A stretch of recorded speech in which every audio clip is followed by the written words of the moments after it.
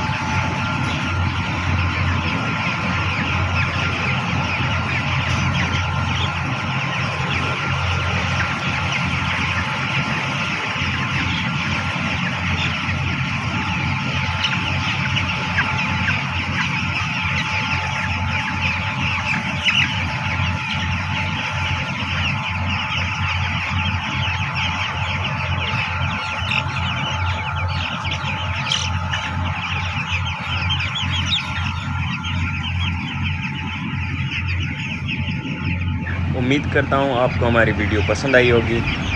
इंशाल्लाह हम ऐसे ही कोशिश करते रहेंगे कि आपको रेगुलर बेसिस पे फ्लॉक की वीडियोस देते रहें। अल्लाह हाफिज़।